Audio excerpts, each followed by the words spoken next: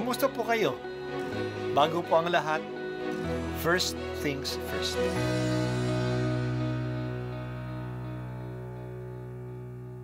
Good morning po. Sinisimulan po natin ngayon ang first things first. At dito po, tinatalakay natin sa unang bahagi ng umaga natin ay ang first readings na binabasa po sa banal na misa.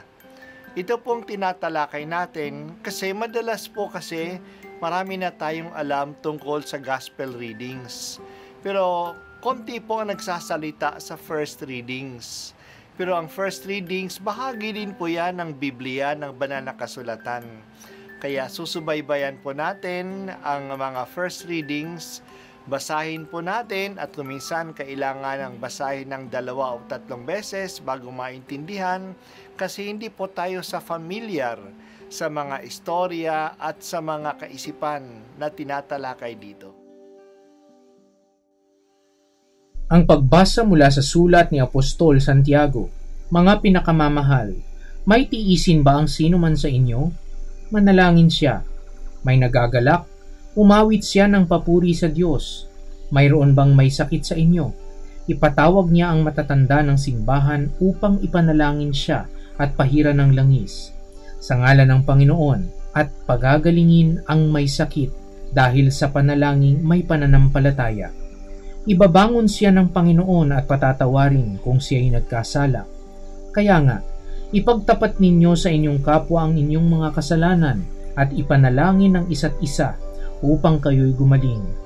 Malaki ang nagagawa ng panalangin ng taong matuwid.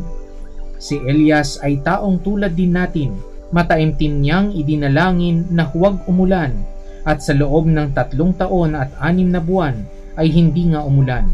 Muli siyang nanalangin at bumagsak ang ulan at namunga ang mga halaman. Mga kapatid, kung nalilihis sa katotohanan ng isa sa inyo at may isang nagpapanumbalik sa kanya, ito ang tandaan ninyo. Ang sino mang nagpapanumbalik sa isang makasalanan mula sa kaniyang maling pamumuhay ay nagligtas ng kaluluwa nito sa kamatayan at sa gayoy napawi ang maraming kasalanan. Ang salita ng Diyos. Salamat sa Diyos. Sa ating 7 sakramento, 2 ang sakramento na nagpapagaling. Ang sakramento ng pagkukumpisal ay nagpapagaling sa ating kaluluwa at ang sakramento ng pagpapahid ng banalangis na nagpapagaling sa ating katawan. Sa mga sakramentong ito, ipinagpapatuloy ng simbahan ang ginawa ni Jesus. Siya na tagapagpagaling sa mga may sakit at nagpapatawad ng mga kasalanan. Sinulat ni Santiago na kung sino man ang may sakit ay magpatawag ng elders o presbyters o pari upang ang may sakit ay dasalan at papahiran ng langis at pagagalangin ang may sakit dahil sa panalangin may pananalig. Ang pagbabahid ng banal na langis ay hindi para sa mamamatay na. Ito'y para sa mga may sakit upang siya'y gumaling. Kung dadalhin natin sa ospital, kung naghihingalo na ang tao, kahit na gaano kagaling ang ospital o ang mga doktor, wala nang magagawa. Gayon din, huwag nating asahan na gagaling ang may sakit kung naghihinangulo na, tsaka lang tayo magpatawag ng pari. Ito'y sacrament of healing and not sacrament of the dying. Ang sakramentong ito'y hindi lang nagpapagaling ng karamdaman sa katawan. Nagpapatawad din ang kasalanan ng may sakit. Ang sakramentong ito ay tulad ng lahat ng mga sakramento ay hindi nagagawa ng online o virtual.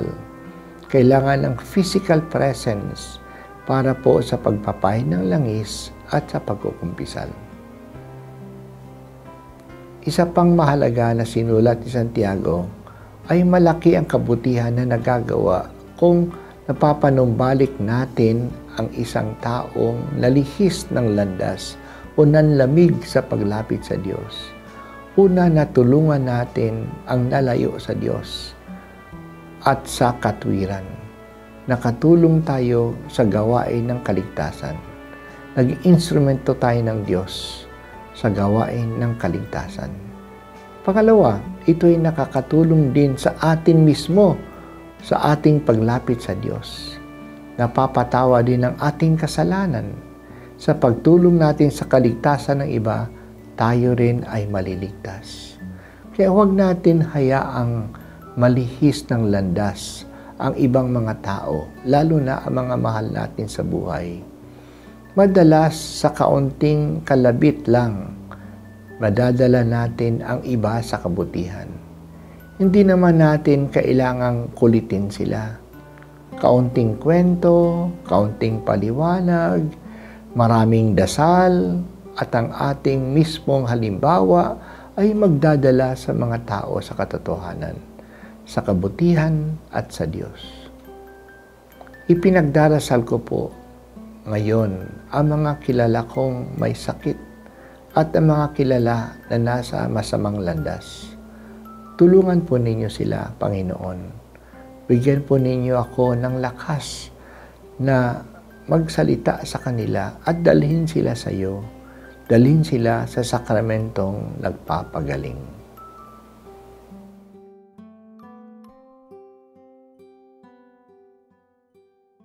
At ako po ay si Bishop Roderick Pabilio dito sa First Things First.